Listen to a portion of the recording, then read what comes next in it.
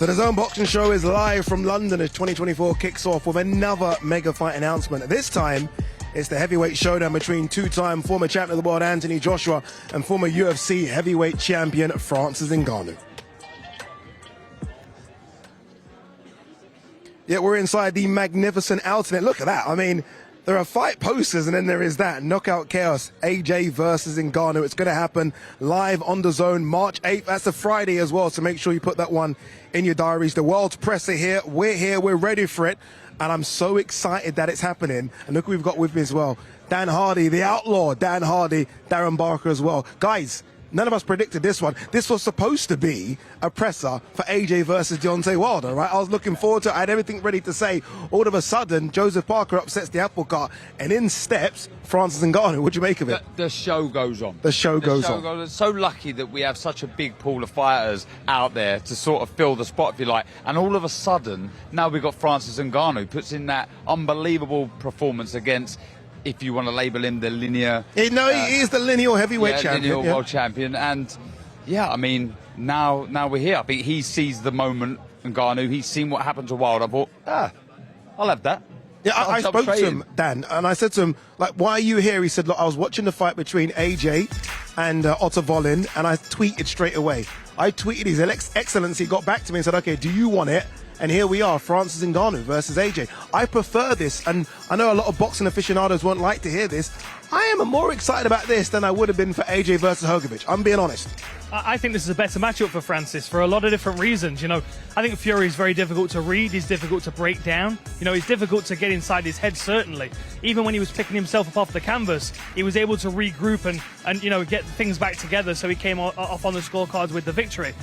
I don't know if AJ goes through those first 3 or 4 rounds with the same kind of adversity, whether he's going to be able to keep it together for the next 6 when he's dealing with someone that's so unknown and unpredictable in Francis Ngannou. All right, stop this talk, Darren. Come on, you're here for boxing, he's here for MMA. And I'm going to go on the flip side there. I think this is a harder fight for Ngannou. There was stages, right, and I'm not getting carried away. There was stages in that fight with Fury that if you was to say, drag someone off the street who didn't know boxing, and you said, just quickly, watch 10 seconds of this fight, who's the novice out of these two? I bet you there'd be plenty that would have said Fury. The way he was falling over his right hand when he was throwing the shot, and that allowed Ngannou to find that left hook. AJ's not going to do that. He punches precise. He's accurate. He doesn't fall over the front foot. When he throws a jab, he properly throws the jab. He doesn't just pour it out. Look, that was a below par Fury. Playing devil's advocate, though, isn't that easier for Ngannou to read like an orthodox boxer, as opposed to someone like Fury that does everything? In my opinion, absolutely not. Because the fundamentals of what can take you around the world, and he does them so well. He doesn't make many mistakes now. He's not as reckless, if I want to use that word, as he was back in the day. But this fight here against Wallin showed us glimpses, and I think he gets a little annoyed about people saying the old AJ. But when we talk about the old AJ, it's someone committing to their shots, fully rotating through their shots, looking to hurt their opponent, and that's what we're seeing with AJ now. Dan, how surprised were you with how good Ngannou looked against Fury? From a boxing standpoint, could you watch him in MMA? And look, we've watched him for years. It can be a bit erratic sometimes, but against Fury, he was very much an orthodox boxer who actually switched to southpaw a couple of times as well. The biggest surprise for me was his composure, honestly. Like, I feel like a big part of Fury's game plan was banking on the fact that Ngannou was going to be reckless, that he was going to bite on feints and he was going to lose his shape, that he was going to be there to be hit with counters, and he didn't. I think the patience of Ngannou really undermined Fury in those opening rounds. Like, I don't know if we're going to get the same version of Ngannou, because he's now got the confidence that he can do 10 rounds, which we didn't know at the time was a question in his mind going into the Fury fight. How am I going to feel? Now he has that confidence. He might pick up his pace. That's incredible, by the way. You know, that you build up to 10 rounds. To do 10 rounds in your where are the debut. 4s and 6s? It's incredible. It is incredible. You know what else is incredible? Every time I see Anthony Joshua, and I've been covering AJ fights for the best part of 10 years, he's the biggest man in the room. Like, physically, he's the biggest man. I just did the face-off between AJ and Ngannou. I can tell you now, AJ is not the biggest man in the room. Ngannou is enormous. Yeah. He's enormous, the size. And again, he's enormous, but he's got mobility with it. And now he knows he's got an engine that can go 10 rounds. Yeah, and we saw, you know, the other thing I think there was a surprise for Fury was the strength of Ngannou on the inside, the posterior chain. You know, Fury being so tall, being able to weigh down, bear over people, like I would expect him to use against Usyk, he was never able to put himself in that situation against Ngannou. And I don't know whether AJ is going to be able to do that as well. Does he just avoid the clinch entirely to save finding out whether he's stronger or not? That's going to be a good little battle. Who's the strongest between these two? One bone of contention, a lot of fight fans have picked up on it, and you guys can say if it's wrong or right. The WBC have now ranked Ngannou within the top 10. He's a top 10 heavyweight. Now, look, you smile straight away, so I don't know. What do you make of that? I mean, look, I get it. You put in a good performance against Tyson Fury, the lineal champion, but there'll be a lot of other heavyweights that are not in that top 10. They'll be like, well, 1 second, what's going on here? It undermines them slightly. But then, look, if you put in a performance like that against the champion, if you like, the number one as we see there, then you do deserve a solid ranking. It's crazy. It's so unheard of, this. It's so alien that we can't quite get our heads around it. But one thing is for sure, just before that first bell on March the 8th, the energy in the arena is going to be electric. It really is. And look, you've got to congratulate Ngannou on the risk he's taken, his story. And I'm not just talking about the story of him going from Cameroon to Spain to France. That's another story that will be told, and trust me, it will be told properly. I'm just talking about the story where Dana White offers you a contract. You say, no, I don't want that contract. You leave the UFC risky. You leave the UFC. All of a sudden, you fight the two biggest names in the heavyweight division, arguably two of the biggest boxers out there. He's rolled the dice on himself, and his numbers have come up. And that, in the mixed martial arts world, is the biggest story. Is backing himself and taking that risk, because there are so few fighters that would ever, especially with the heavyweight belt around their waist, go, you know what? This might be my last fight. I'm going to step out and see what free agency looks like. Because he didn't know any of this was waiting for him. Yeah. He didn't know there was a PFL contract there waiting for him, so he's got other MMA opportunities as well. I mean, we're going to be watching this movie in a few years' time, no doubt about it. Yeah, who's going to play Francis Ngannou? That's the problem. Result of this match, it will connect about the result of the 17th of February. This is our idea. Yeah. Thank you. You're excellent. I hope I will tell all the people said to me, don't talk like this, Ngannou, but I think you will understand me. You know, I look to you as a brother, but I want someone to stop you. I want the boxing. You are قاعد تحوس عالم الملاكمة عندنا. Yeah. You know, Keep looking, he's brother. looking for You haven't somebody found from it the yet. world of boxing to stop you. Yeah, and I think it will be tough match. You see the last virgin of Joshua, we get him back, and I think it will be something huge. The result of this match, it will go in the future. In 24, we will try with Eddie and Frank to deliver to the market very big fight. This is the important thing. And second, I want to talk about two cards I want to do in 24, and I want to see it. The first card, it's between Frank against Eddie. Each one of them will choose 5 fighters and do night against each other. Done. We'll do that. The third things, I want to see Artur and Bubble, and I want to see it in June, and I will speak with Top Rank, inshallah, about it. All the fans want to see it. In the end, I hope to have big fight, and I want in the end to show Joshua and Ngannou what's waiting for them after the result. Please, can you put it in the screen after the result? This is will wait for them after the result of the fight in the 8th of March. Thank you, everybody. Thank you. And I hope you enjoy it. Put Tyson, I think, through one of the toughest fights he's had for a long time. He put him on the floor. I will say I generally also felt that Tyson had an off night, and came through it all. But, you know, this guy making a debut like that surprised everybody. Everybody was surprised. And I think AJ, I'm going to take my hat. Except me. Except for you, that's true. And your team, they've done a great job. But I take my hat off to AJ for taking this fight, because he's fighting somebody. I know now there's video footage and you can see what Francis has done in a boxing ring, which Tyson didn't have the benefit of. But, what has Francis learned from his first fight? Is he going to be a better fighter? Because he's going to look at things and feel that he could have done things differently that he can bring to the ring next time round. So I think for AJ, I think he's going to be in a tough fight. I think this is knockout chaos, because I think it will be a knockout. They both got bombs in their hands, and it's going to be interesting to see how the fight develops. In my opinion, you have the two biggest fights in the heavyweight division happening within 3 weeks of each other in Saudi Arabia. It is an incredible opportunity. For AJ, as Frank says, there's big jeopardy in this fight. This man is going to be the undisputed heavyweight world champion. I truly believe it.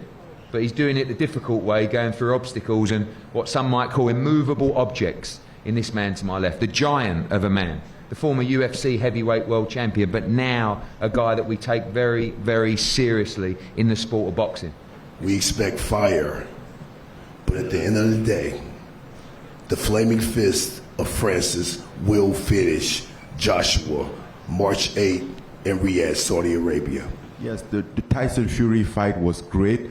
It was awesome, but that's now in the past, and I have a new challenge in front of me, and I take it even more serious now than before, because now I think there's something more on the line, which is probably the undisputed. So let's see. Maybe I will do something that nobody has done before, and I really believe that I have the tools of doing that. Starting off having a win against AJ on March 8 in Riyadh, which is going to be a big fight. Not an easy one, but a possible one. If I get victory in my training camp, I'm sure I'll get victory on the night. So that's all I'm focused on. Right now, we're going to put the belts on hold, because my main focus is getting through training camp and getting to the fight successfully. I won't say too much, but he brings 2 arms, a body, like every other fighter does. But it's just his mind that's different to everyone. Everyone has their own unique, they're unique in their own way. But in terms of the frame and the makeup of someone, he's seen people like me, I've seen people like him many a times before. But it's just his mind that I'll have to conquer in the ring. You have to take someone's soul, you have to take their spirit. And I'm looking forward to the challenge for sure. And that's it really. It's going to be good. It's going to be explosive. Got many ways to skin a cat. I can counter punch, he can counter punch. We can both box, as he's proven himself too. And we can both trade. And it was going to be a good fight. And shout out to His Excellency as well, my promoter, my whole team 258 for getting me in this position to showcase why I'm the top heavyweight in the UK. And I'm not really too concerned about the world. I'm trying to conquer where I live. I just want to conquer it and make everyone know that I'm the one who puts boxing on the map. Here we go. This is it, right? Come on, get a bit closer, gentlemen. Don't be afraid. Come on. You're right. I mean, AJ, you'd say what, 1.5 inches taller? Yeah, tiny advantage in height, but the depth of Ngannou is ridiculous. And if you remember, it was Fury that eventually managed to get him to take his shirt off on the stage in Riyadh. It was, yes. He's not much for taking his shirt off, which I don't blame him if he's, I would. If I had that physique, I'd be walking around Stratford naked.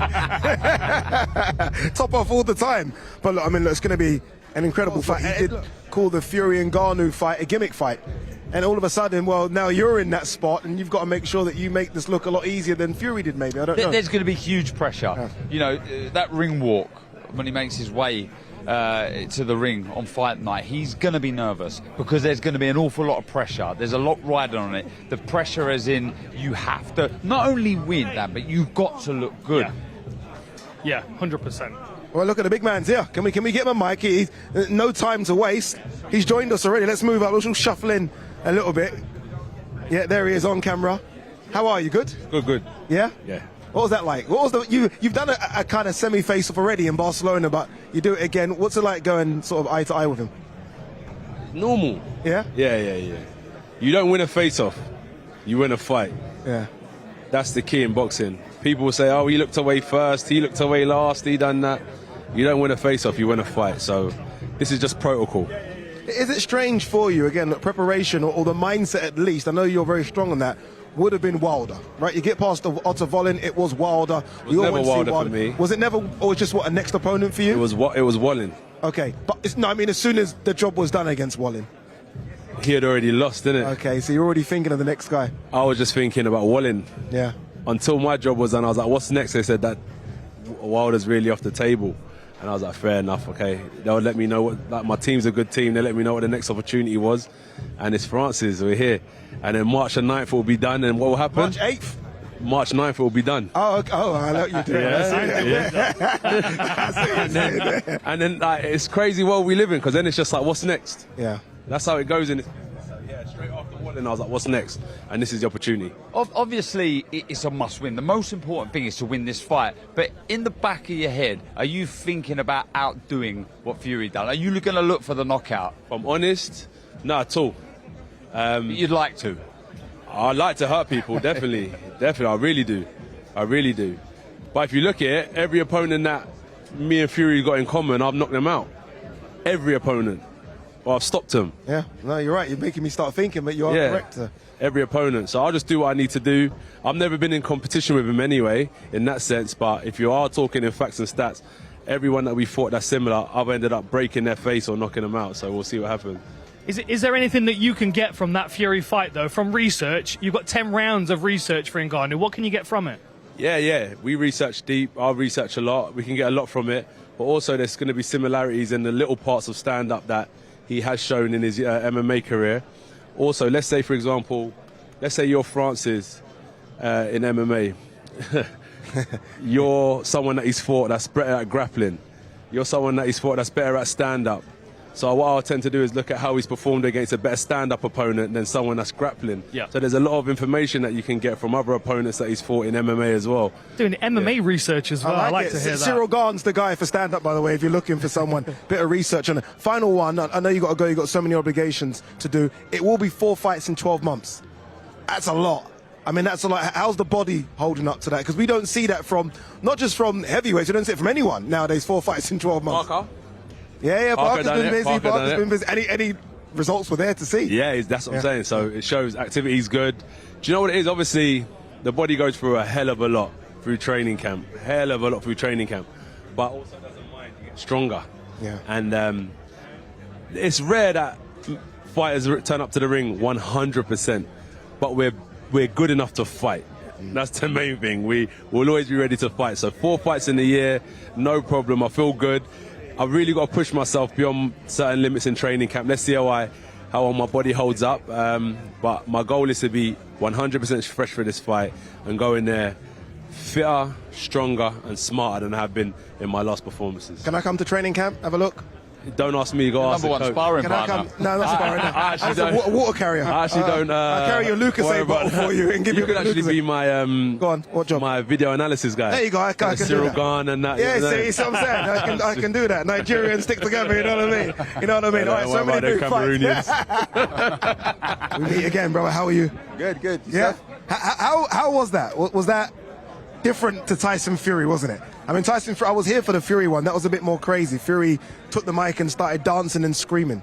Yeah. In that sense, it's different. I mean, Fury and AJ are 2 different personalities. Yeah. AJ is more calm and Fury is more like crazy type of showman. Yeah. But good fighter. Good, very good Great fighter. fighters. As you are as well. I think you've proven that now as well, Francis. Francis, this must all be incredible for you. I mean, you're already a superstar in UFC, right? I mean, again, your story, and we'll speak about that another time, but to fight Tyson Fury at the time, the #1 heavyweight in the world, and then to fight Anthony Joshua, let's just say #3 heavyweight in the world. You're fighting #1 and 3 back-to-back in your first boxing fights. That's crazy. I'm Francis Ngannou, man. I always done crazy stuff. Are you not aware of it? I'm aware. I always done crazy stuff, and that's why, like, sometimes or most of the time, people don't understand me when I do my stuff, you know. But I'm a very spontaneous. I go by how I feel about things, and I think we are here today just because like I have this dream that I never give up on. You know, it's been almost 25 years or more since I've been dreaming of boxing. And here we are today, regardless whatever happened along the way, regardless what was the obstacle from the beginning, regardless my upbringing into life, you know, my way still worked to manage to get me here. So not too bad. You know this fight's not going to be easy, but I've heard you say you think it could be easier than the Tyson Fury fight. What makes you think that? You say I know what? You think that the fight against Anthony Joshua will be easier than the fight against Tyson Fury? Well, easier is more easy than someone, and then I don't think Tyson Fury fight was easy, and I don't think this one's gonna be easier. I think it's gonna be hard or maybe harder. That's how I view fight. I don't view fight like easy stuff. You don't get in the ring and to fight and to get punched by somebody and think it's easy, right? But yeah, that's what I said at the top of the question. It's not going to be easy, but is it? Yeah, I've heard you talk about the punch complex, resistance. Yeah, the complex of it, the style, everything, right? At first, I would have said Fury was more a complex fighter, unorthodox, complicated, based on his style than Tyson Fury, than AJ, because AJ is very orthodox. He's a guy who would do basic, but he does basic, but he does it in a very almost perfect way. So it's easy to understand, or it's less complicated to understand AJ than to understand Tyson Fury. So that's what I meant. But no, not easy at all. You know, I think the Fury one is gone, is past. Now we move in this one, and it's the biggest one. Every challenge has to be perceived and prepare as the biggest challenge, as the biggest obstacle, as the toughest one, and that's how you prepare. You don't go to someone and like, this is easy. Like, did you see my record in boxing? It's 0-1-0. That's what they put on my boxing record. I look at it, I'm like, yeah, but that's hold on. How come do I manage to get here, do this kind of like happen? 0-1-0. So there's not a easy boxing match against a guy which is like 33 something, like.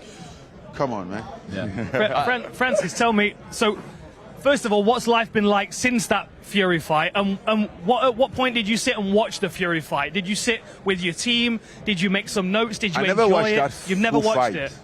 I watch highlights. Okay. But because the most part of it, I think I process in my mind. I can still think about that fight, everything that been going. But what I trying to deal with the most is what I was thinking at those moments, because it's very important to feel, control yourself, your mind, and how you were feeling, and like trying to see what I could have done better instead of what I have done at this moment, or what I could have done better in the whole fight to get it better, you know, like stuff like that. So it's just, I just process it. I'm not going to watch it as it was a strange fight. I'm processing the fight, and then for the most part, I don't need to watch because I recorded it. You were there, right? You were there. You did it. Francis, I'm a big boxing and MMA fan. There are a lot of MMA fans that are maybe worried about not seeing you in the PFL, having your fights. Is it now boxing? Is it PFL? Is it MMA? Is it a bit of both? What's the plan? It's a combination. As I said, I'm a guy who fights. Like to get, I don't really like to get hit, but I like to hit people. Very hard. And anytime when there's some good person to hit in a big fight, ring me off. So I will come and try to hit and not get hit. That's what matters. But at this point, I'm not done with MMA. I can tell you that I'm not done with MMA because I still believe that I still have there's still some great fight out there that I can still offer fans. My MMA fan was my base, which also helped me to get into this position. So I'm still thinking of how to work with those community. One final question. Forget this fight for a second. Yes. If they were to offer you a fight next, and you can make this fight, right? We've got all the magicians who can put this fight together. Rematch against Tyson Rematch Fury or John Jones. Rematch against Fury. Rematch Fury or John Jones. Rematch against Fury. Okay. Yeah.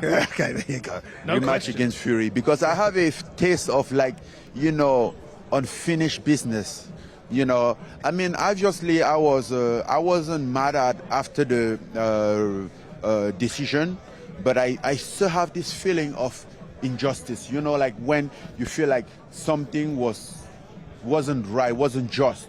I still have that feeling. Did you think And, you won the fight? Yeah, I won the fight. I believe that. One I second. won Do you the think fight. do you think he didn't win the fight, Darren? I think Fury just won the fight. He said. You think what? I think Fury just won the fight. It's I mean, your- I said that as quiet as I could. it's your right of thinking. So It was very close, don't get me wrong. It was Yeah. close. No, I think I won the fight. But again, that doesn't matter at this point, right? But still, I have that feeling, and I really think I can do better. I can do better. So I wanna. You wanna? Yeah. What do they? Scratch that itch. That's what they say. Scratch that itch. Yes. Don't worry about him. It's not his fault. Yeah, it's the way he thinks. Francis. Francis, thank you very much.